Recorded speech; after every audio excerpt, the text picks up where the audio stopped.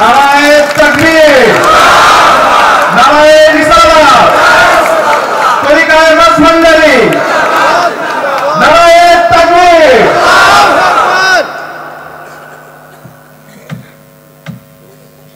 মাওলানা রুহুল আমিন আশরাফিকে ফুল দিয়ে বরণ করে নেবেন হাফেজ মুখলেসুর রহমান বাঙালি। প্রধান অতিথিকে ফুল দিয়ে বরণ করে নেবেন মাওলানা রুহুল আমিন আশরাফি।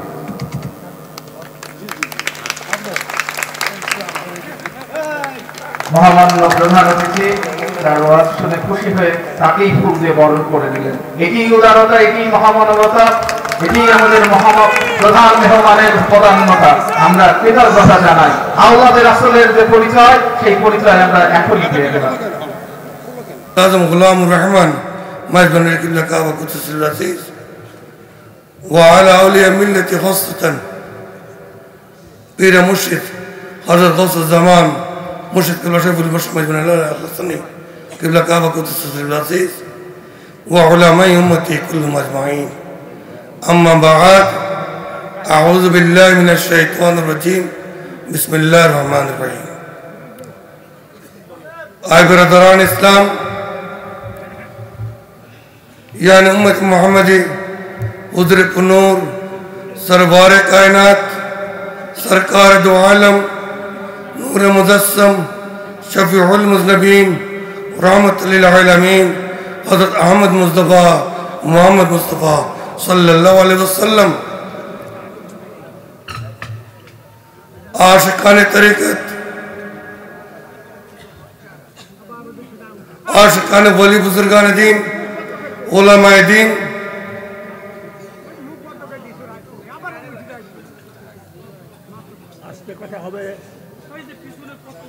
पर्दावाले माँ बोनगण एवं हाज़िराने मजलिस, अस्सलामु अलैकुम ওয়া রাহমাতুল্লাহি ওয়া বারাকাতুহু।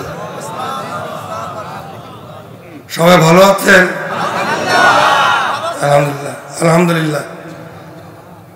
ভালো লাগছে দেখে তো আসতে পারছি। আমাকে ডাক্তারে বলছিল হাসপাতালে ভর্তি হতে, যেহেতু আমি হাফেজ মুখলেসুর রহমানের বাঙালি হুজুরকে আপনাদের ওয়াদা দিয়েছি। আমার বিবি অনেক চেষ্টা করেছিলেন, আমার শ্বাসকষ্ট বেশ অসুবিধা অনেক কিছুই। আমি বলেছি যদি অসুবিধা লাগে আমি অ্যাম্বুলেন্সে করে যাবো, অ্যাম্বুলেন্সে করে তাও আমার যেতে হবে, যেহেতু আমি ওয়াদা দিয়েছি। আল্লাহর কাছে প্রথমে শুকরিয়া আদায় করি যে আল্লাহ পাক আমার ওয়াদা রক্ষা করেছেন। আমাকে আপনাদের খেদমতে আমি উপস্থিত হতে পেরেছি। এতগুলি আলেম ওলামারা এখানে আছেন, এখানে উপস্থিত হতে পেরেছি। আর বিশেষ করে আজকের যে সভাপতি উপস্থিত বীর মুক্তিযোদ্ধা, ওনার নাম ওনার হাসপাতালে জনাব হাসপাতালে মাস্টার প্রাঞ্জল ভাষায় ওনার বক্তব্য রেখেছেন। প্রাণ ভরে গেছে, আরো শুনতে ইচ্ছা করছিল। সবসময় ওয়াজ করে ওয়াজ শুনি, বক্তব্য শুনি, কিন্তু কিছু কথা শুনতে ইচ্ছা হয়। আর আজকে উপস্থিত থাকার কথা ছিল অসুস্থ প্রধান অতিথি হিসেবে আমাকে ফোন করেছিল অবশ্য হাফেজ সাহেব যে উনি প্রধান অতিথি থাকবেন। আমার কোনো আপত্তি নেই, কারণ প্রধান অতিথি প্রধান মেহমান এগুলো আমি রুচি কোনো কালে ছিল না আমার।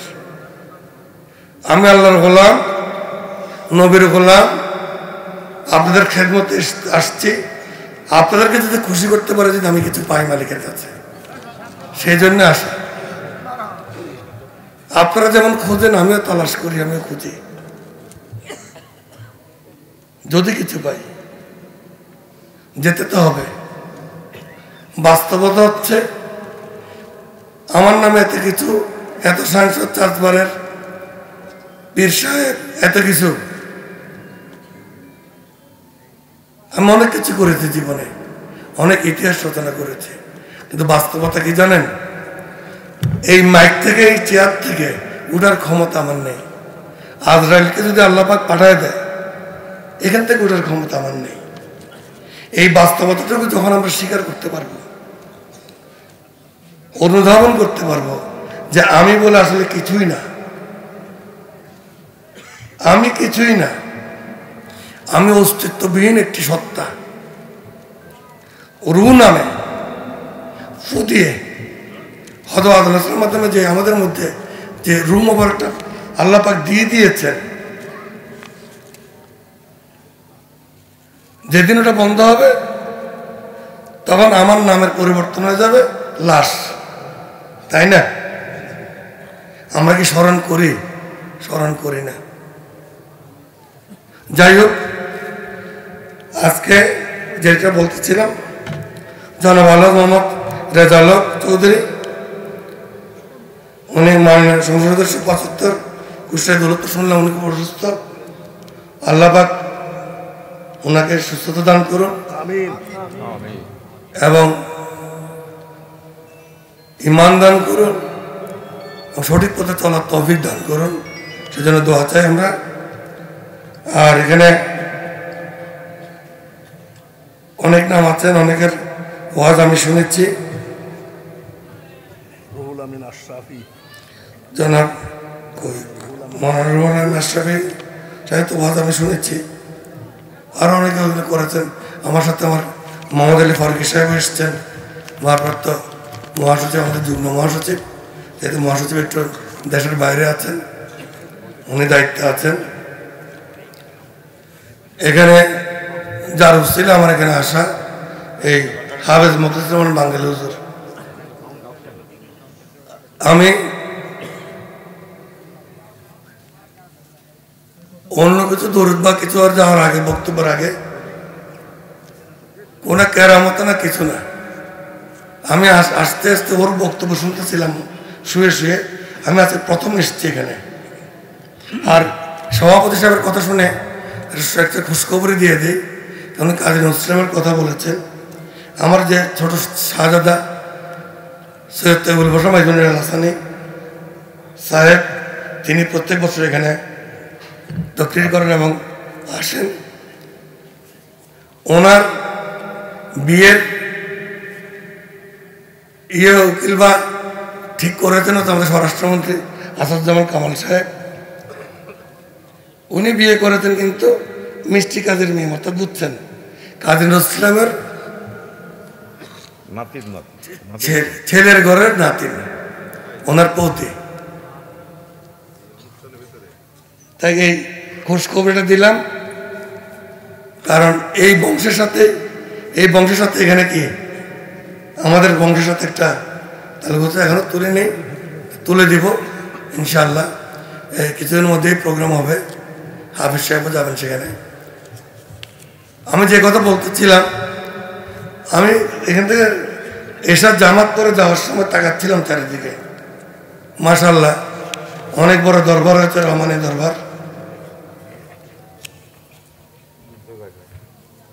আমি হাসছিলাম আর চিন্তা করতেছিলাম, আমি যদি ওকে এই হাফেজ মুখলিসুর বাঙ্গালী হুজুরকে, আপনারা জানেন না, ওরা আমি ৩-৪ মাস ৬ মাস যাবত খুঁজতেছিলাম, পাচ্ছিলাম না, না ফোন না কিছু।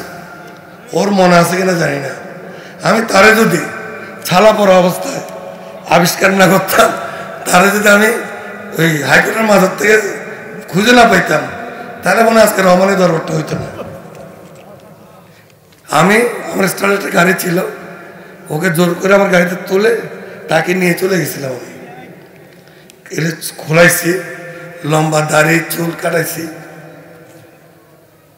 ও আফসোস করতেছিল যে আমি তো কামাই করে ফেলছিলাম, আর কয়েকটা দিন দিলে তো হইতো। আমাদের তুমি কি হইতো আমার জানার দরকার নাই, আমাদের তরিকার কাজে তোমাকে অনেক দরকার।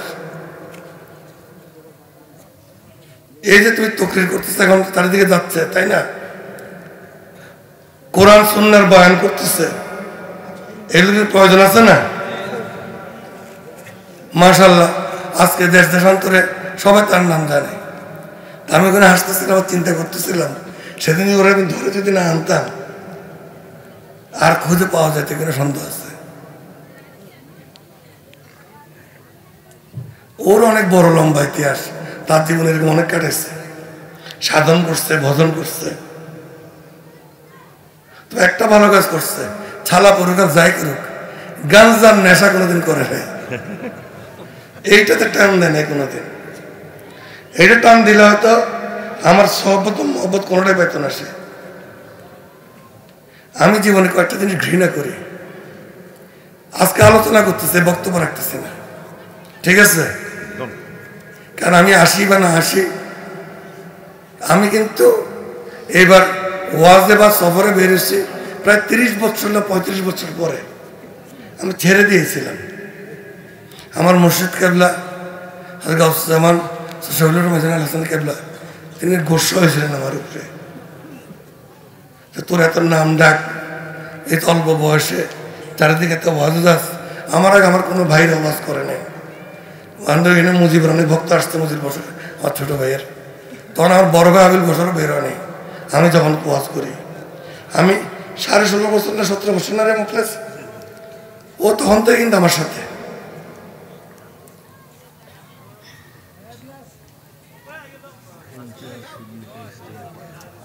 তাহলে আমি নিজের হাতে পিটছি।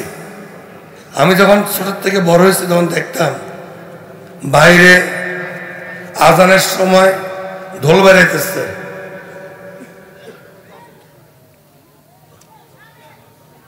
নামাজ না পড়ে। আমি দেখেছি বাইরে গান জাগাইতে ধোঁয়া। আমি যত বড় হয়েছি তত বিদ্রোহ হয়েছি, তত নিজের হাতে মারছি আমি, এবং এমপি হওয়ার পরে পুলিশ দিয়ে পিটেছি। এবং এটা শুরু করছি আমার নিজের দরবার থেকে। আজকে মাইজবানা দরবার শরীফে যান, মসজিদ আর প্রত্যেকটা মাজার মসজিদে ইয়ে লাগে, কি বলতে কি, নামাজের জন্য রাজানের জন্য প্রতিযোগিতা, কারো ঘরে কত বেশি মুসল্লি, বলো না সুবহানাল্লাহ। একই হবে কুমিল্লা সহ। আমি কিন্তু আমার আরেকটা পরিচয় আছে, আমি দরগা মাজার ফেডারেশনের কিন্তু সভাপতি সারা বাংলাদেশের। সাধারণ মাজার থেকে শুরু করে এবং শাহপুরানের মোতাল্লি যিনি আছেন, শাহপুরানের মোতাল্লি উনি আমার সহসভাপতি, মারা গেছেন। এখন শাহমনের সাহ দরগার মোতাল্লি ছিলেন শুকুরদা, এরকম অনেকে ছিলেন আমাদের।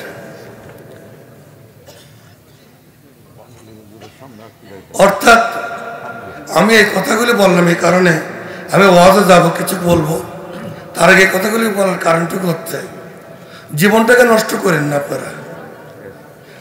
ওই তরিকা না, ওই তরিকা না যে তরিকা কোরআন সুন্নাহর বহির্ভূত কোনো কাজ করে, ঠিক কিনা? কথা বুঝতেছেন? মাইজভান্ডারির তরিকা,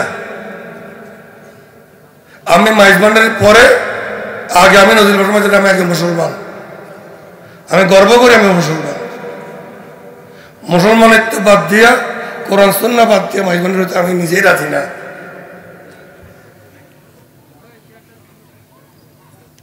আজকার যে অবস্থা হয়ে গেছে, কোরআন সুন্নাহর কোনো অবস্থান নেই, গালাগালি করে। একটু আগে দেখলাম একটা স্লোগান দিল আমার হাফিজ সাহেব, কি ওয়াহাবি খারিজি বলে কি একটা বললো, আমি নিষেধ করে দিয়েছি এগুলো সবকিছু। হাতের 5 আঙ্গুল কি সমান? জোর বলেন সমান? তাইলে তবলিগে যারা যায় কেন যাচ্ছে?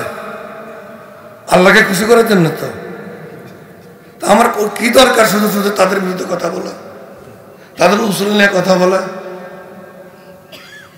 ফুরফুরা শরীফের হুজুর কি সুন্দর তফসির রাখলেন, ওনারা বলে কি আমার বলার দরকার আছে নিজেকে বড় করার জন্য? চরমনার ওখানে কি আমার বলার দরকার আছে? ফজল করিম সাহেব অর্থাৎ ফজল সাহেবের পিতা, ওনার সাথে সবচেয়ে বেশি ভালো সম্পর্ক আমার ছিল। আমরা কিছু মানুষ, আমার বয়স ছিল সবচেয়ে কম, ইসলামী বিপ্লবের স্বপ্ন দেখতাম। যদি মনে করেন এখন আমি সেখান থেকে সরে গেছি, ভুল হবে। আমি সরি নাই, পরিবেশ পরিস্থিতি তো অ্যালাউ করে না বর্তমানে। একজন মুসলমান ওই জায়গার থেকে সরে যেতে পারে না। আমি বহুবার বসেছি ওনার অফিসে, যাদের নাম বললে তো অনেকেই নাউজুবিল্লাহ চিল্লাবেন। তাদের মধ্যে ছিলেন চরমনা হুজুর, ফজল করিম সাহেব, মুফতি আমিনী, আল্লামা শাইখুল আজিজ, আল্লামা আজিজুল্লাহ, যাকে কামাতে হত্যা করলো ওই আবু বকর সিদ্দিকী মৌলানা, তার মদিনা ওই মাসিক মদিনার কি নাম ওনার মৌলানা মহিউদ্দিন সাহেব। আর আমাদের আহলে সুন্নাত জামাতে যারা ছিল আছে, তাদের সাথে তো আমার আছেই সম্পর্ক। এদের সাথে আমি বহু গোপন মিটিং করেছি। এখন সময় এসছে প্রকাশ করার, তাই প্রকাশ করছি। আমি একটি ওয়াদা করেছিলাম, তাদেরকে প্রস্তাব দিয়েছিলাম, আমাদের মধ্যে একতলাফ আছে, আমাদের মধ্যে একতলাফ আছে, আমরা 4 দেওয়ালের মধ্যে ঠিক করি, আমরা এক অন্যকে বাইরে বকা না দেয়। এখন দেখবেন কিছু আলেম ওলামা আছেন, কিছু পীর সাহেব আছেন, উঠে কাফের ফতোয়া দেয় না? আরে ভাই, আপনি যাবেন নাকি বেহেশতে? কোনো কনফার্মেশন আছে আল্লাহ থেকে আপনার কাছে? এই কথার মধ্যে আমি অজত আসলে কথা টানে। আমি আজকে হাফিজ সাহেব বলছিল ওয়াজ করার দরকার নাই, আমি ওয়াজ করবো না, কিছু কথা বলে কিছু নসিহত বলে কথা বলে উঠে যাব। এই যে কথার প্রেক্ষিতে কথা আসে, এই যেখানে এলমে মারেফতের কথা বলি আমরা, ওই মারেফত আসলে কি জানেন? এই যে আমরা এখানে একদল বিশাল গ্রুপ আছে, যদি জিজ্ঞাসা করা হয় আমরা মারফতি, ঠিক না? মারফতে বলে তো কিছু নেই আসলে। শরীয়ত, তরিকত, হাকিকত, মারেফত, এই চারটা জিনিস আমরা একজন থেকে পেয়েছি। এক কথা যদি বলি, শরীয়ত কোরআন ভিত্তিক, আল্লাহ নবী যে জীবনযাপন করেছেন বা আল্লাহর হুকুম হাকামে তিনি যেভাবে চলেছেন, সেটাকে যদি বলি শরীয়ত। তরিকত, তিনি কোরআন সুন্নাহ, কোরআন সুন্নাত ওনার থেকে আমরা পেয়েছি। কোরআনের মাধ্যমে, কোরআনকে সামনে রেখে উনি ওনার জীবন যেভাবে পরিচালিত করেছেন, এটাকে যদি তরিকা বলি, তরিকত বলি। আমরা হাকিকত এমন একটা হাল, এটা আল্লাহ নবীর এমন একটা হাল, যে হাল আমরা কোরআন শরীফ পেয়েছি। জিজ্ঞাসা করতে পারেন হুজুর হালটা কেমন? হালটা হচ্ছে জিবরাইল আলাইহিস সালামকে কেউ দেখে না, জামাতে যে জায়গায় পাওয়া যায় সেটা ভিন্ন জায়গায়, কিন্তু কোরআন নাজিলের সময় আল্লাহ নবী সাল্লাল্লাহু আলাইহি ওয়াসাল্লাম কেউ দেখে না। সবাই দেখতো কি আল্লাহ নবী বলে রাখতেন, আকাশ বা লিখক, আর তোমরা যারা থাকো, আমার যখন বেখুদে হাল দেখবা, আমার যখন মুখ নড়বে, আমি যখন মুখ থেকে কথা বেরোবে, মনে করবো আমার কথা না, এগুলি কার কথা? আল্লাহর কথা। কার বাণী? আল্লাহর বাণী। তাহলে কি বিশ্বাসে পাইলাম? বিশ্বাসে মিলে বসতো, তর্কে বহুত, তাই না? তর্ক করছিল সেদিন, তর্ক করে না কেউ, বলছিল সাদ্দাতে রাসূল মকবুল সাল্লাল্লাহু আলাইহি ওয়াসাল্লাম, তিনি বলছে আমরা বিশ্বাস।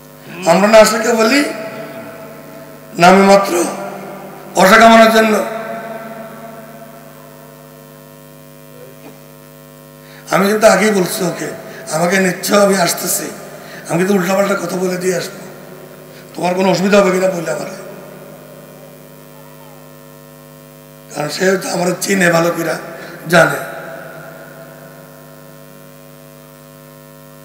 বাবারে পাগল, আমরা বলি পাগল সাজতে চাই, পাগল কি গাছের গোটা যেটা বাবা বাবা সেটা? পাগল ছিল ওয়াশ করে, তাই না? ওয়াশ করে কথা বলবো একটু করে। আসলে তো আমি ওই যে আগে বললাম যে বলবো না, চিন্তা করছিলাম। আসলে মাফ চাইতে যেতে আমারই কান্না আসতেছিল, কারণ এখান থেকে ঢাকা যাবো কিনা তো যেতে পারি না, জানি না, মারা তো যেতে পারি। আজকের এই মাহফিলের রসুল যদি আল্লাহ আমার কবুল করে, তাই আমিও ক্ষমা চাইবো, আপনারা ক্ষমা চাইবেন। আর গলা যদি না থাকে তাহলে হাফিজ সাহেবকে বললো মুনাজাত করতে। হযরত ওয়াইস করিনও পাগল ছিলেন। তিনি কেমন পাগল ছিলেন?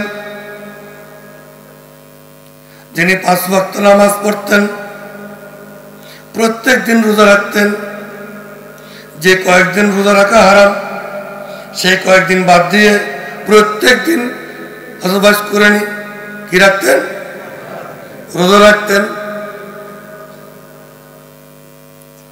ওয়াইস করিনি কেমন আশিক ছিলেন? মাঝে মধ্যে আল্লাহর নবী প্যারে বুজুর্গ নূর সরওয়ারে কায়নাত সরকারে দু আলম নূরে মুজাসসাম শফিউল মুজনবিন রহমাতুল আলামিন হযরত আহমদ মুস্তাফা মুহাম্মদ মুস্তাফা সাল্লাল্লাহু আলাইহি সাল্লাম তিনিও মাঝে মধ্যে ফজরের নামাজের পরে বিভিন্ন সময় তবে সাদেকের সময় যখনই তিনি তাহাজ্জুদের নামাজ পড়তে উঠতেন বা উঠতেন, মাঝে মধ্যে তিনি ইয়েমেনের দিকে তাকিয়ে বেবলা হয়ে যেতেন, চোখে পানি পড়ত। অনেকে জিজ্ঞাসা করতো, ইয়া রাসূলুল্লাহ, ওদিকে আপনার বাবার কবর নাকি, মায়ের কবর নাকি, বেবলা হন কেন, ওদিকে তাকান কেন? তিনি মুচকি হাসতেন আর বলতেন, তোমরা বুঝবো না, ওদিকে আমার একটা পাগল আছে, যে পাগল আমাকে দেখে নাই, আমি তাকে চোখে দেখি নাই, অন্তরের চোখে একজন একজনকে দেখছি। আমি যে বড় বেচাইন হয়ে যায় যখন থেকে কান্দে আর আমাকে ডাকে।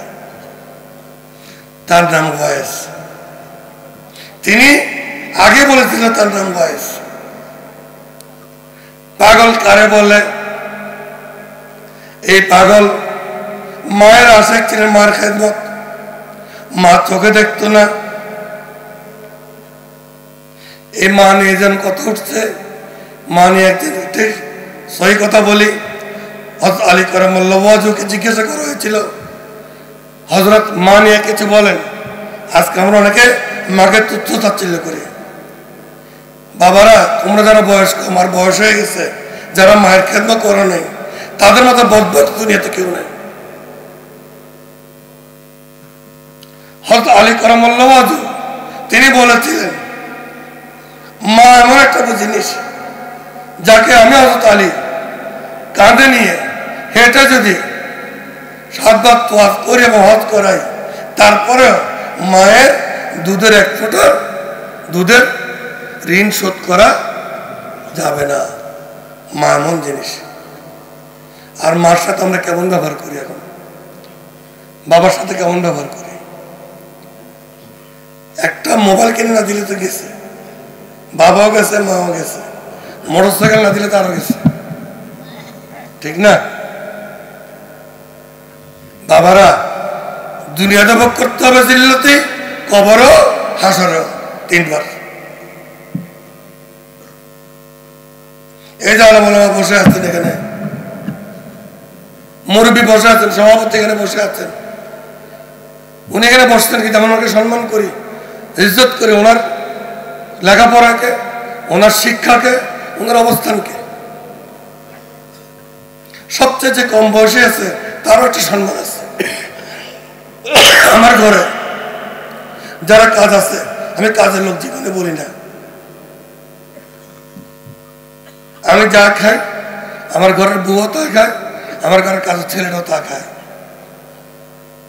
2 ধরনের বাজার করি না আমি, আমার বিবেক করে না।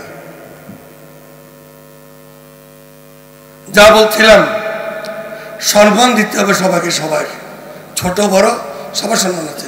আপনার অনেক বয়সের ছোট, তাকে যদি তুচ্ছ তাচ্ছিল্য করে কথা বলেন, সে আপনাকে একই জবাব দেবে। সে যদি ছোট বয়স, তাকে যদি সুন্দর করে, আপন করে, আদর করে কথা বলেন, সম্মান দিয়ে কথা বলেন, সেও সম্মানটুকু শিখবে মুরব্বীর থেকে। মুরব্বীরা যেমন করতে হবে, এরও করতে হবে। এই ওয়াইস করে নি, যার কথা বলছিলাম, কেমন পাগল।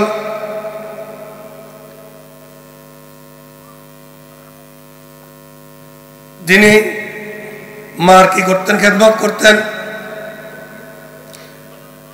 কিছু ভেড়ার পাল চড়াইতো, মাঝে মাঝে উঠ চড়াইতো,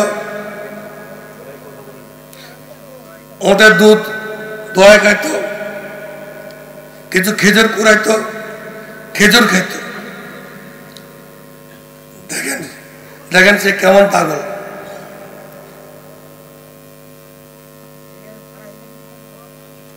আকিমুস সালাতা ওয়া আতুজ যাকাতা ওয়া আকরিদুল্লাহ করদান হাসানা।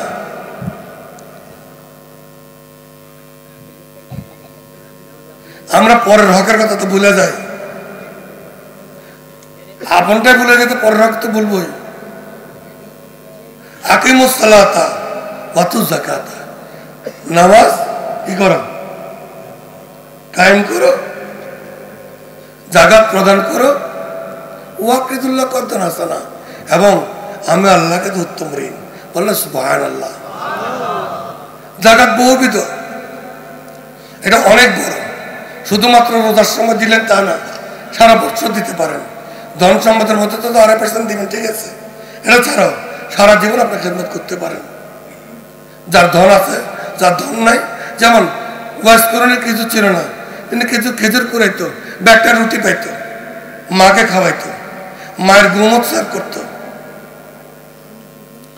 মাকে খাওয়াইতেন। খাওয়ার পরে নিজে পানি দিয়ে ইফতার করতেন। আশেপাশে জিজ্ঞাসা করতেন যে বাবারে মারা কেউ কি আছেন না খাওয়া। পাড়া পাড়ায় ঘুরতেন, যদি কেউ না খাওয়া থাকতো দিতে দিতেন। সেদিন তিনি উপবাস থাকতেন, রাত্রে হয়তো উপবাস থেকেই পানি খেয়ে আবার রোজা রাখতেন। বলেন সুবহানাল্লাহ। এইভাবে 3 দিন অতিবাহিত করতেন। একদিন অনেকে জিজ্ঞাসা করে, হে ওয়াইস, তুমি যে নবীর প্রেমের পাগল, তুমি মুহাম্মদকে দেখতে যাও না কেন? তিনি বললেন, কিভাবে যাব? আমার বৃদ্ধা মা চোখে দেখে না, তার খেদমত করতে হয়।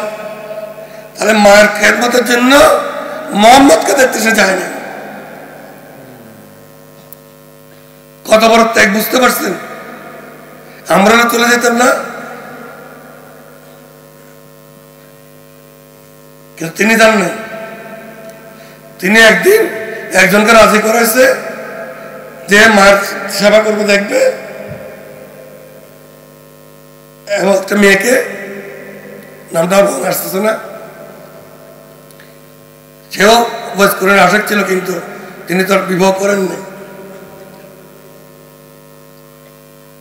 যাই হোক, তিনি মায়ের থেকে হুকুম নিলেন, মা আমি একবার শুধু যাবো আর আসবো, মসলার মদিনায় যাবো আর আসবো। মা ওয়াদা দিয়ে বসলেন, তুমি যাবা, জোহরের নামাজ পর্যন্ত অপেক্ষা করবা, জোহরের নামাজের পরে 1 মুহূর্ত থাকতে পারবা না, চলে আসতে হবে। মার থেকে ওয়াদা নিয়ে তিনি রওনা হলেন। পায়ে হেঁটে, যদিও তার একটা সোয়ারি ছিল, সোয়ারি তিনি তুলতেন নাই, এটা আর কি ইচ্ছাতে আমি যাব না। তিনি যেতে যেতে, আমি অল্প কথা বলে দিচ্ছি, মদিনায় গিয়ে পৌঁছলেন। মদিনা শরীফে গিয়ে মসজিদে নববীতে যখন পৌঁছলেন, একজন জিজ্ঞাসা করল আসে কিনা। একজনে বলল আল্লাহ নবী নাই। মা আয়েশা সিদ্দিকা উনি যখন গেলেন, দরজা খুলে দিলেন, জিজ্ঞাসা করল, উনি বলল, মা আমি থাকতে পারবো না, আমার চলে যেতে হবে। দর দর করে পানি পড়ছে চোখের, 2 চোখের পানি। আর সয়না ওয়াজ করণের, মাবুদ গো, আসলাম এত দূরের থেকে, আমার মাসুককে দেখবো, আমি যার প্রেমের দেওয়ানা। আল্লাহ তোমার পেয়ারা হাবিব, তোমার দোস্তকে একটু দেখবো, তার থেকে দেখতে পেলাম না, মার হুকুম চলে যেতে হবে। তিনি বললেন, মা গো, আমার নাম বলেন, আমি ওয়াইস। তার এক পাগল এসেছিল, ছেঁড়া কাপড় পরা।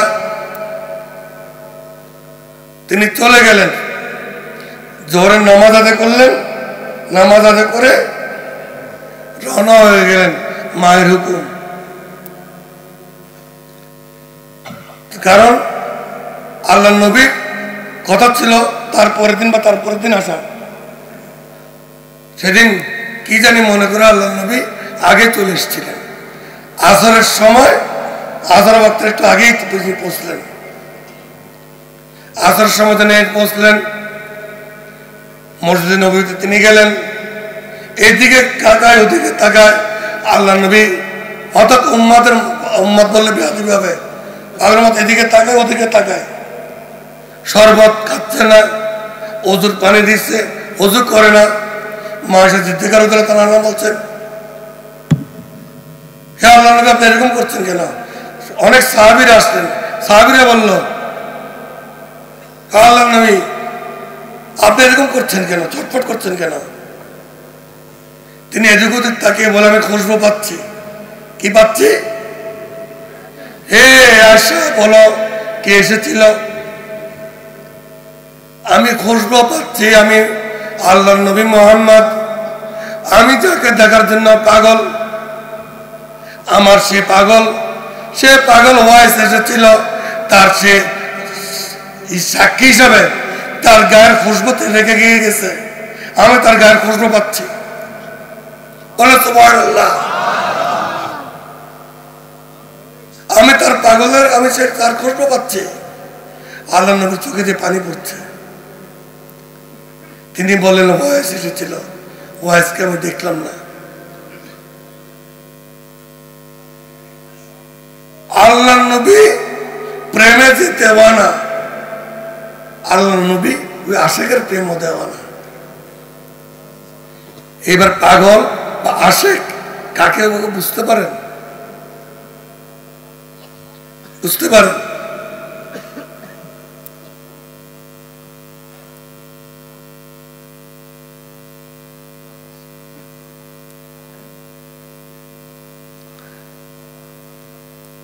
সেই আল্লাহ নবী হযরত মুহাম্মদ সাল্লাল্লাহু আলাইহি ওয়াসাল্লাম ওফাতের আগে, বিসাল শরীফের আগে বা ওনার পর্দা নেওয়ার আগে জিজ্ঞাসা করা হলো, ইয়া রাসূলুল্লাহ আপনার এই জুব্বা মুবারক কাকে দিবেন? সবাই মনে করছিল খোলাফায়ে রাশিদিনে যারা আছে এই 13 মধ্যে কেউ পাবে।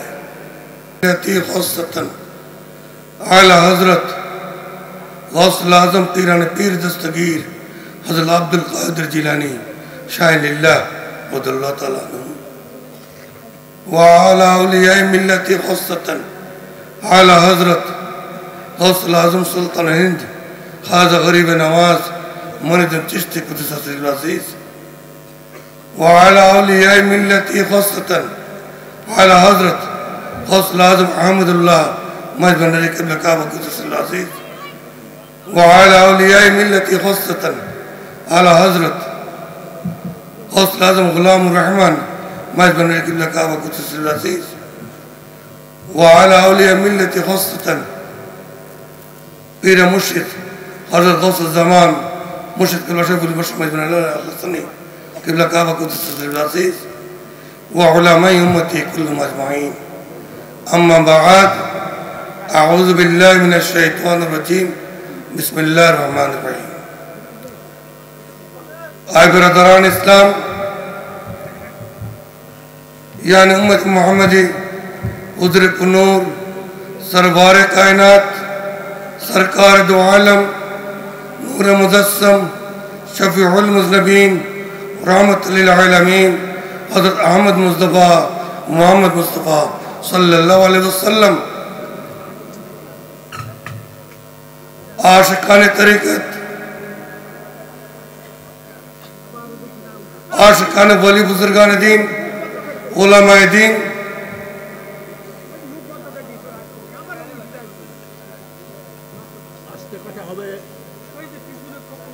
पर्दारान माबुनगण, हाज़िरान मजलिस, अस्सलामु अलैकुम व रहमतुल्लाहि व बरकातुहू। সবাই ভালো আছেন? আলহামদুলিল্লাহ, আলহামদুলিল্লাহ। ভালো লাগছে দেখে তো আসতে পারছি। আমাকে ডাক্তারে বলছিল হাসপাতালে ভর্তি হতে, যেহেতু আমি হাফেজ মুক্তাসুর রহমান রে বাঙালি হুজুরকে আপনাদের ওয়াদা দিয়েছি আমার বিবি অনেক চেষ্টা করেছিলেন, আমার শ্বাসকষ্ট আমার বেশ অসুবিধা অনেক কিছুই। আমি বলেছি যদি অসুবিধা লাগে আমি অ্যাম্বুলেন্সে করে যাবো, অ্যাম্বুলেন্সে করে তাও আমার যেতে হবে, যেহেতু আমি ওয়াদা দিয়েছি। আল্লাহর কাছে প্রথমে শুকরিয়া আদায় করি যে আল্লাহ পাক আমার ওয়াদা রক্ষা করেছেন, আমাকে আপনাদের খেদমতে আমি উপস্থিত হতে পেরেছি। এতগুলি আলেম ওলামারা এখানে আছেন, এখানে উপস্থিত হতে পেরেছি। আর বিশেষ করে আজকের যে সভাপতি উপস্থিত বীর মুক্তিযোদ্ধা, ওনার নাম, ওনার হাসপাতালে জনাব হাসপাতালে মাস্টার প্রাঞ্জল ভাষায় ওনার বক্তব্য রেখেছেন, প্রাণ ভরে গিয়ে তারা শুনতে ইচ্ছা করছিল। সবসময় ওয়াজ করি, ওয়াজ শুনি, বক্তব্য শুনি, কিন্তু কিছু কথা শুনতে ইচ্ছা হয়। আর আজকে উপস্থিত থাকার কথা ছিল অসুস্থ প্রধান অতিথি হিসেবে আমাকে ফোন করেছিল অবশ্য আবেশ সাহেব যে উনি প্রধান অতিথি থাকবেন। আমার কোনো আপত্তি নেই, কারণ প্রধান অতিথি প্রধান মেহমান এগুলো আমি রুচি কোনো কালে ছিল না আমার। আমি আল্লাহর গোলাম, নবীর গোলাম, আপনাদের খেদমতে আসছি। আপনাদেরকে যদি খুশি করতে পারে, যদি আমি কিছু পাই মালিকের কাছে, সেই জন্য আসা। আপনারা যেমন খোঁজেন আমিও তালাশ করি, আমিও খুঁজি, যদি কিছু পাই যেতে তো হবে। বাস্তবতা হচ্ছে আমার নামে এত কিছু, এত সাংসদ, চার্জবারের পীর সাহেব, এত কিছু, আমি অনেক কিছু করেছি জীবনে, অনেক ইতিহাস রচনা করেছি, কিন্তু বাস্তবতা কি জানেন? এই মাইক থেকে, এই চেয়ার থেকে উঠার ক্ষমতা আমার নেই। আজরাইলকে যদি আল্লাহ পাক পাঠায় দেয়, এখান থেকে উঠার ক্ষমতা আমার নেই। এই বাস্তবতাটুকু যখন আমরা স্বীকার করতে পারবো, অনুধাবন করতে পারবো যে আমি বলে আসলে কিছুই না, আমি কিছুই না, আমি অস্তিত্ববিহীন একটি সত্তা, রুহ নামে ফুদিয়ে হযরত আদমের মাধ্যমে যে আমাদের মধ্যে যে রুহ মোবারকটা আল্লাহ পাক দিয়ে দিয়েছেন, যেদিন ওটা বন্ধ হবে তখন আমার নামের পরিবর্তন হয়ে যাবে লাশ, তাই না? আমরা কি স্মরণ করি? স্মরণ করি না। যাই হোক, আজকে যেটা বলতেছিলাম, জনাব আলহাজ মোহাম্মদ রেজাউল চৌধুরী, উনি মাননীয় সংসদ সদস্য ৭৫ কুষ্টিয়া দৌলত, শুনলাম উনি খুব অসুস্থ। আল্লাহ পাক ওনাকে সুস্থতা দান করুন এবং ঈমান দান করুন, সঠিক পথে চলার তৌফিক দান করুন, সেজন্য দোয়া চাই আমরা। আর এখানে অনেক নাম আছেন, অনেকের ওয়াজ আমি শুনেছি। জনাব মনোরম আশরাফি সাহেব ওয়াজ আমি শুনেছি, আরও অনেকে করেছেন। আমার সাথে আমার মোহাম্মদ আলী ফারুকি সাহেব এসছেন, ভারপ্রাপ্ত মহাসচিব, আমাদের যুগ্ম মহাসচিব, যেহেতু মহাসচিব একটু দেশের বাইরে আছেন, উনি দায়িত্বে আছেন। এখানে যার ছিল আমার এখানে আসা এই হাফেজ মুখলিসুর বাঙালি হুজুর। আমি অন্য কিছু দরুদ বা কিছু আর যাওয়ার আগে, বক্তব্যের আগে, কোনো কেরামত না, কিছু না, আমি আস্তে আস্তে ওর বক্তব্য শুনতেছিলাম শুয়ে শুয়ে। আমি আজকে প্রথম এসেছি এখানে, আর সভাপতি সাহেবের কথা শুনে একটা খুশখবরি দিয়ে দিই, কারণ কাজী নজরুল ইসলামের কথা বলেছেন। আমার যে ছোট শাহজাদা সৈয়দ তৈবুল হোসেন মাইজুনুল হাসানি সাহেব, তিনি প্রত্যেক বছর এখানে তকরির করেন এবং আসেন। ওনার বিয়ের উকিল বা ঠিক করেছেন হচ্ছে আমাদের স্বরাষ্ট্রমন্ত্রী আসাদুজ্জামান কামাল সাহেব। উনি বিয়ে করেছেন, কিন্তু মিষ্টি কাজের মেয়ে, অর্থাৎ বুঝছেন কাজী নজরুল ইসলামের ছেলের ঘরের নাতিন, ওনার পৌতি। তাই এই খোঁজ খবরটা দিলাম, কারণ এই বংশের সাথে এখানে কি আমাদের বংশের সাথে একটা তালুক এখনো তুলে নেই, তুলে দিব ইনশাআল্লাহ। কিছুদিনের মধ্যেই প্রোগ্রাম হবে, হাফিজ সাহেবও যাবেন সেখানে। আমি যে কথা বলতেছিলাম, আমি এখান থেকে এসব জামাত করে যাওয়ার সময় তাকাচ্ছিলাম চারিদিকে, মাশাআল্লাহ অনেক বড় দরবার হয়েছে, রহমানি দরবার। আমি হাসছিলাম আর চিন্তা করতেছিলাম, আমি যদি ওকে এই হাফেজ মোটাজামান বাঙালি হুজুরকে, আপনারা জানেন না, ওরা আমি 3-4 মাস 6 মাস যাবত খুঁজতেছিলাম, পাচ্ছিলাম না, না ফোন না কিছু। ওর মনে আছে কিনা জানি না। আমি তারে যদি ছালা পড়া অবস্থায় আবিষ্কার না করতাম, তারে যদি আমি ওই হাইকোর্টের মাঝার থেকে খুঁজে না পাইতাম, তাহলে মনে আজকে রহমানের দরবারটা হইতো না।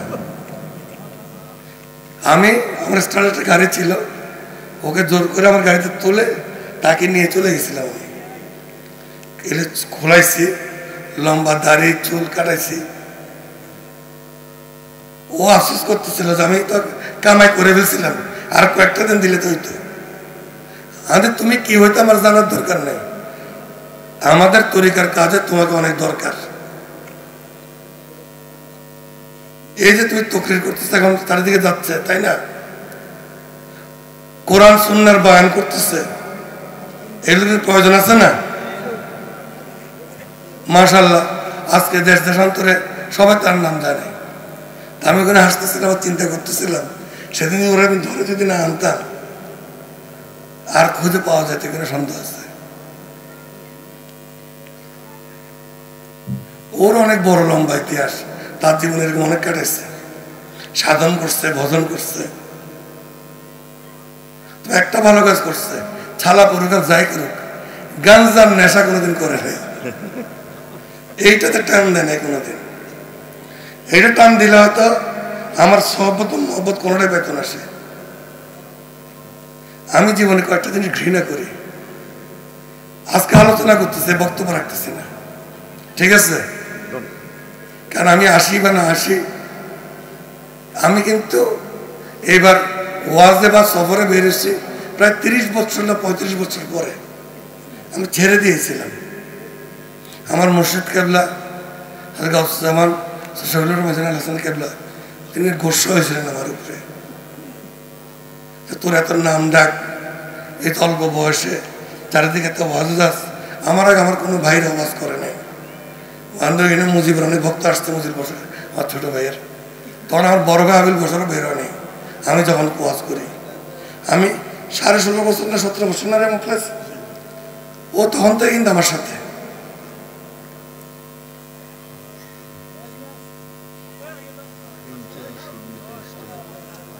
তাহলে আমি নিজের হাতে পিটছি। আমি যখন ছোট থেকে বড় হয়েছি, তখন দেখতাম বাইরে আজানের সময় ঢোল বেড়াইতেছে,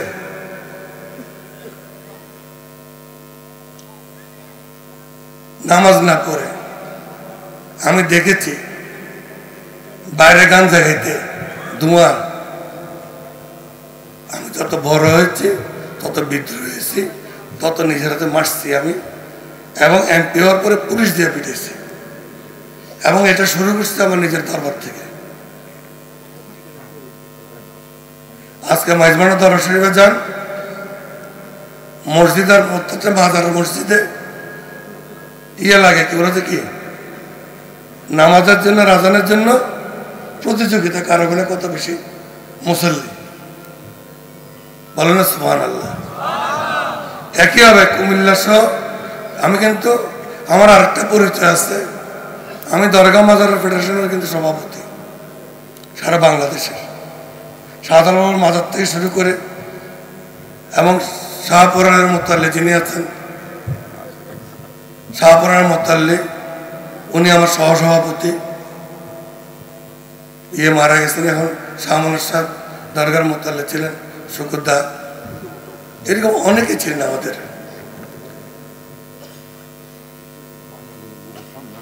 অর্থাৎ আমি এই কথাগুলি বললাম এই কারণে, আমি ওয়াজে যাব, কিছু বলবো, তার আগে এই কথাগুলি বলার কারণটুকু হচ্ছে জীবনটাকে নষ্ট করেন না আপনারা। ওই তরিকা না যে তরিকা কোরআন সুন্নাহর বহির্ভূত কোনো কাজ করে, ঠিক কিনা? কথা বুঝতেছেন? মাইজভান্ডারির তরিকা, আমি মাইজভান্ডারির পরে আগে আমি নজরুল সমাজের, আমি একজন মুসলমান, আমি গর্ব করি আমি মুসলমানিত্ব বাদ দিয়া কোরআন সুন্নাহ বাদ দিয়ে মাইজভান্ডারি হতে আমি নিজেই রাজি না।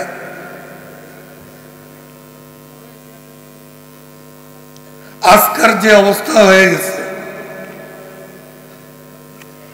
কোরআন সুন্নাহর কোনো অবস্থান নেই, গালাগালি করে। একটু আগে দেখলাম একটা স্লোগান দিল আমার হাফেজ সাহেব, কি ওয়াহাবি খারিজি বলে কি একটা বলল, আমি নিষেধ করে দিয়েছি এগুলো সবকিছু। হাতের 5 আঙ্গুল কি সমান? জোর বলেন সমান? তাহলে তবলিগে যারা যায় কেন যাচ্ছে? আল্লাহকে খুশি করার জন্য। তো আমার কি দরকার শুধু শুধু তাদের বিরুদ্ধে কথা বলা, তাদের উসুল নিয়ে কথা বলা? ফুরফুরা শরীফের হুজুর কি সুন্দর তকরির রাখলেন, ওনার ওখানে কি আমার বলার দরকার আছে নিজেকে বড় করার জন্য? চরমনার ওখানে কি আমার বলার দরকার আছে? ফজল করিম সাহেব, ফজল সাহেবের পিতা, ওনার সাথে সবচেয়ে বেশি ভালো সম্পর্ক আমার ছিল। আমরা কিছু মানুষ, আমার বয়স ছিল সবচেয়ে কম, ইসলামী বিপ্লবের স্বপ্ন দেখতাম। যদি মনে করেন এখন আমি সেখান থেকে সরে গেছি, ভুল হবে, আমি সরি নাই। পরিবেশ পরিস্থিতি তো এলাও করে না বর্তমানে।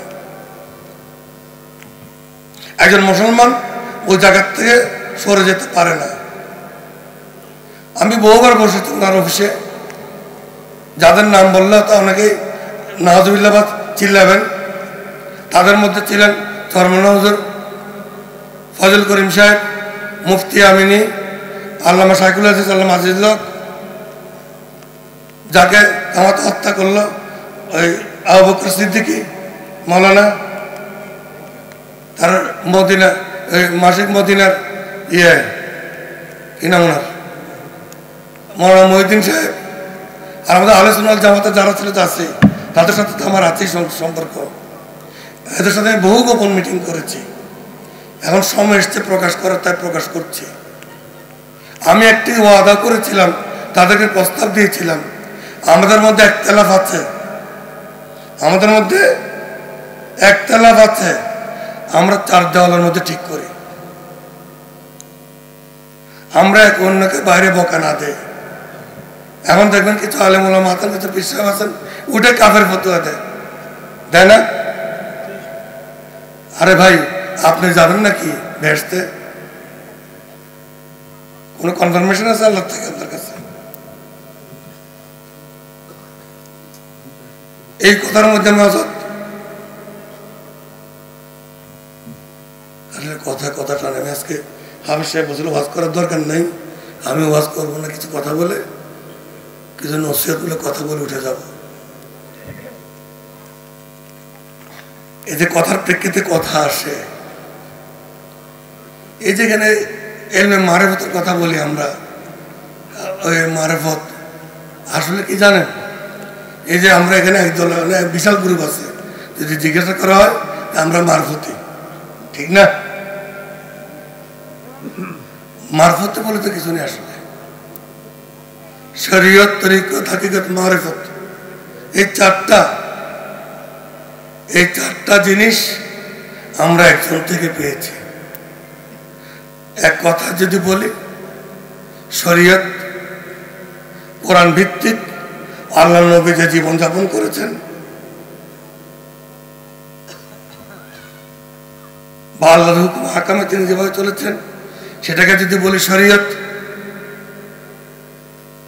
তরিকত, তিনি কোরআন সুন্নাহ, কোরআন সুন্নাহ ওনার থেকে আমরা পেয়েছি। কোরআনের মাধ্যমে, কোরআনকে সামনে রেখে উনি ওনার জীবন যেভাবে পরিচালিত করেছেন, এটাকে যদি তরিকা বলি, তরিকত বলি, আমরা হাকিকত এমন একটা হাল, এটা আল্লাহ নবীর এমন একটা হাল, যে হাল আমরা কোরআন শরীফ পেয়েছি। জিজ্ঞাসা করতে পারেন, হুজুর হালটা কেমন? হালটা হচ্ছে জিবরাইল আলাইহিস সালামকে কেউ দেখে না, জায়গাতে দুই জায়গায় পাওয়া যায়, সেটা ভিন্ন জায়গায়, কিন্তু কোরআন নাজিলের সময় আল্লাহ নবী সাল্লাল্লাহু আলাইহি ওয়াসাল্লাম কেউ দেখে না। সবাই দেখতো কি আল্লাহ নবী বলে রাখতেন, আকাশ বা লিখো, আর তোমরা যারা থাকো, আমার যখন বেখুদে হাল দেখবা, আমার যখন মুখ নড়বে, আমি যখন মুখ থেকে আমার কথা বেরোবে, মনে করবো আমার কথা না, এগুলি কার কথা? আল্লাহর কথা। কার বাণী? আল্লাহর বাণী। তাহলে কি বিশ্বাসে পাইলাম? বিশ্বাসে মিলে বসতো, তর্কে বহুত, তাই না? তর্ক করছিল সেদিন, তর্ক করে না কেউ, বলছিল সাদ্দাতে রাসূল মকবুল সাল্লাল্লাহু আলাইহি ওয়াসাল্লাম, তিনি বলছেন আমরা বিশ্বাস করলাম, তাই লিখতেন। তিনি বেখুদে একটা হাল হতো, তখন তোমার কি হতো? এই কোরআন এইভাবে করে লিখে লিখে কোরআন নাজিল হয়েছে, এই হালটাকে বলা হয় হাকিকত। আর মারিফত, মারিফত আল্লাহ নবীর আরেকটা হাল, এমন একটি হাল যে হালে তিনি থাকতেন না। আল্লাহ নবী যখন আঙ্গুল দিয়ে, সাদা আঙ্গুল দিয়ে এই চাঁদের দিকে তাকিয়ে বলেছিল, হুকুম দিয়েছিল, তুমি দুটুকরো হয়ে যাও, দুটুকরো হয়ে গিয়েছিল। আবার যখন জোড়া লাগতে বলতো, জোড়া লেগে গেছিল না। শুধু তাই না, আল্লাহ আরেকটা কথা বলছেন, ও আমার রমাইতে রমাইতে রমা, অর্থাৎ আল্লাহ নবী একদিন পথে দিয়ে যেতেছিলেন, পথে দিয়ে যাচ্ছিলেন, তিনি কাবাঘর থেকে বেরোয় খুব কম আসাব, সাথে কোনো সাহাবী ছিলেন খুব কম, কাফেররা ছিল হাজার হাজার, তারা পাহারা দিচ্ছিল, আসছে এই সুযোগ আল্লাহ নবীকে মেরে ফেলবে। ঘেরাও করলো, কি করলো? ঘেরাও করলো। আল্লাহ নবী কি করলেন? তিনি এক মুঠ ধুলি কলা নিলেন, এক মুঠ ধুলি কলা নিয়ে একদিকে ছুঁড়ে মারলেন। কোন দিকে মারলেন? কতটুকু? এক মুঠ। সেই ধুলি কণা চতুর্দিকে হাজার হাজার হয়ে তীরের মতো কাফেরদের চোখে মুখে গিয়ে কি করলো? বিকতে লাগলো। অনেকে বেহুশ হয়ে গেল, অনেকে ভয় জাদুঘর বলে পালাতে লাগলো সেখান থেকে। এটার বর্ণনা দিয়ে আল্লাহ পাক বলেছিলেন, ওমা রমাইতা ইজ রমাইতা ওয়ালাকিন্নাল্লাহ রমা। হে মুহাম্মদ, হে প্রিয় হাবিব, হে আমার দোস্ত, তুমি ছিলে না, আমি আল্লাহ তোমার মধ্যে আমার শক্তি দিয়ে আমি ছুঁড়ে মেরে দিয়েছিলাম। ওরা সুবহানাল্লাহ, নারে তাকবীর, নারে তাকবীর, নারে তাকবীর। আল্লাহুম্মা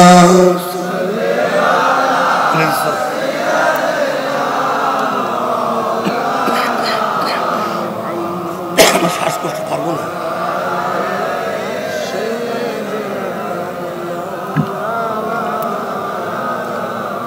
আল্লাহুম্মা সাল্লি আলা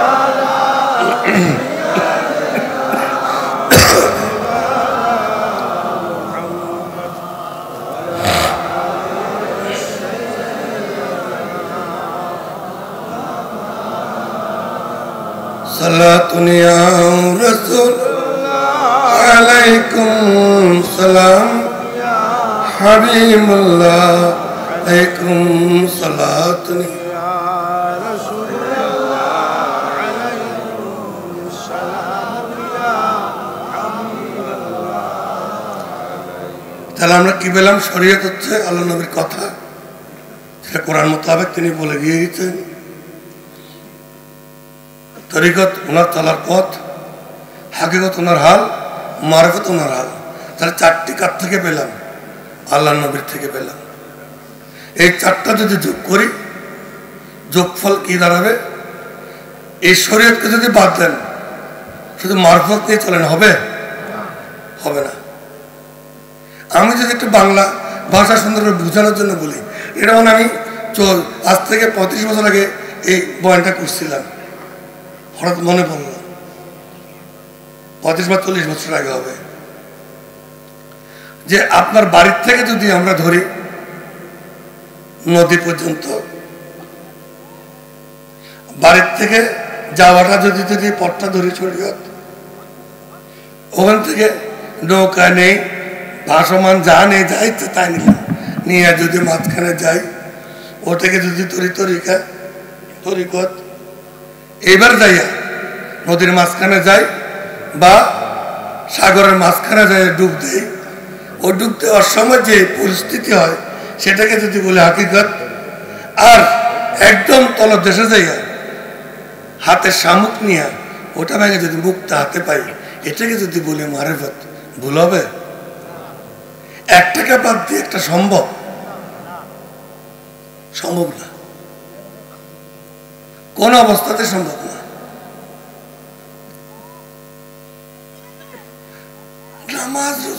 নামাজ রোজা আমি জানি না গলা কতক্ষণ আমার ঠিক থাকবে। আমার গলা 5 বার অপারেশন করা। আমার মুর্শিদ কেবলা হযরত গাউসুজ্জামান কেবলা যখন ডাক্তার নিষেধ করে দিয়েছিল 91-এ, স্পিকারকে চিঠি দিয়ে দিয়েছিল 34 বছর আগে জনের প্রথম এমপি, যে আমি যেন কোনো বক্তব্য না রাখি, কোথাও না যাই। আমার পিতার কাছে গেলাম, মাটিতে বসলাম, আজিজি দিয়ে বসলাম, কানলাম। হঠাৎ আমার দিয়ে তাকিয়ে বলে হাক করলাম, থুতু দিল মুখে। উনি কিছু বলার আগে আমি গিলে ফেললাম। হাসতে হাসতে হাতটা বুলে দিয়ে বলল, যতদিন গলায় আওয়াজ থাকে কোরআন এবং সুন্নাহর কথা বলে যাবে, সত্য কথা বলে যাবে, কে খুশি হোক কে খুশি না হোক কিছু যায় আসে না। আর যেদিন গলা বন্ধ হয়ে যাবে সেদিন শিকায়ত করবি না, আল্লাহর কাছে শিকায়ত করবি না, সেজদা যাবে, সেজদা দিয়ে আল্লাহকে বলবি, আল্লাহ বলবি, আল্লাহ তুমি গলা বন্ধ করে দিচ্ছ, আমি আর তোমার গুণগান গাইতে পারতেছি না, আমাকে ক্ষমা করে দিও। এই শিক্ষা পেয়ে তো বড় হয়েছে। তরিকার সবচেয়ে বড় শিক্ষা হচ্ছে ক্ষমা, ক্ষমা চাওয়া। আমি সারা জীবন সারাদিন যত কর্ম করি, ভুলের তো শেষ নেই। জীবন নাকি ভুলের শেষ আছে? বাবারে ভুলের শেষ নেই। নিঃশ্বাসের যেমন কোনো বিশ্বাস নেই, মৃত্যুর কোনো বয়স নেই। ছোট বলো, কেউ যদি বলে আমার বয়স কম, আর কিছুদিন পরে মসজিদে যাব, আর কিছুদিন পরে নামাজ পড়বো, আর কিছুদিন পরে পীরের কাছে যাব, আর কিছুদিন পরে হজে যাব, দেখা গেল কোনোটাই হলো না। আছে না? অনেক পিতা এখানে আছে যাদের বাচ্চাদেরকে দাফন করছে, অনেক ভাই আছে যার ছোট ভাইকে দাফন করছে, বড় ভাই বেঁচে আছে, অনেক মা বাবা এখানে আছে, অনেকে জন্ম নিয়েও মাসুর। আমাদের শুকরিয়া আদায় করার কি শেষ আছে? আমাকে অন্ধ করে নাই, 2 চোখ দিছে, দেখতে পারতেছি। একবার চিন্তা করে দেখুন তো, যে লোকটা অন্ধ তার জীবন থেকেও নাই, আমরা কি কোনোদিন এই 2 চক্ষু দেওয়ার জন্য আল্লাহর কাছে শুকরিয়া আদায় করছি? কোনোদিন 2টা চোখের পানি ফুটা ফেলছি? আল্লাহ গো, এই চোখটা যদি না দিতা দেখতে পারতাম না, তোমার কাবা দেখতে পারতাম না, মদিনায় মুনাওয়ারা দেখতে পারতাম না। আল্লাহ এই নিয়ামত, এই শুকরিয়াকে আদায় করছে কোনোদিন? বোবা করে নাই, জবান দিচ্ছে, এই জবানের শুকরিয়া আদায় করছে কোনোদিন?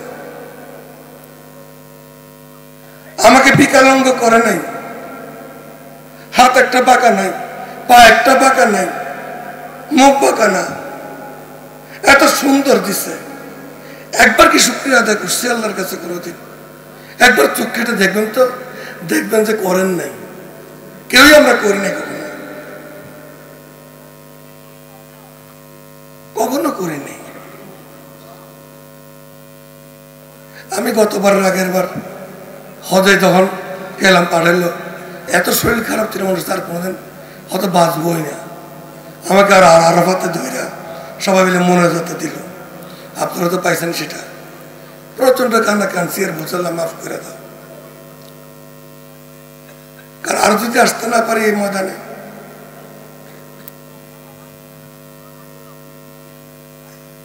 অতএব জীবনটা বড় ছোট, আমাদের জীবন অনেক ছোট। কদিন বাঁচবো? এত অহংকার কেন আমাদের? আমি কে?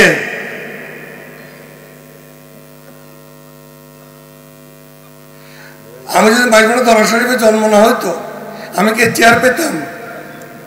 এই শুকরিয়া আদায় করছি আমি, আওলাদরা করছে, পিসাবরা করছে। আমার এখনো মনে আছে, আমি যেদিন সব আলেম ওলামারা বসছিলাম, আমি বলছিলাম কিয়ামতের দিন আল্লাহ আমারে একটু করে সময় দিত, নিজে তোকে যেতাম, বাকি সবগুলো পাঠা দিতাম। কাদেরকে? এই পীর সাহেব আর বড় বড় আলেমগুলোরে। কেন? যাদের ডাকে হাজার হাজার লোক কথা শুনে, তারা সঠিক সবক দেয় না, একজনের বিরুদ্ধে একজনের লাগাই দিছি। আমরা ঐক্যের ডাকের কথা বলি, এটা বলি, নিজে আমল করি না, সময় কম, সামনে সময় ভয়াবহ। আমি বেঁচে থাকলে হয়তো কিছু একটা করে দিয়ে যাব, বেঁচে না থাকি সম্ভব না। কারণ এখন ভোগ বিলাসে মত্ত সবাই। পিসাবদেরকে শ্রদ্ধা জানিয়ে বলি, বড় বড় আলেমদেরকে শ্রদ্ধা জানিয়ে বলি, সবাই ভালো আছেন। বড় বড় দরবার হচ্ছে, ইমারত হচ্ছে, মাদ্রাসা হচ্ছে। এদেরকে যদি আমরা সঠিকভাবে লালন পালন করে একটা জায়গায় নিতে পারি,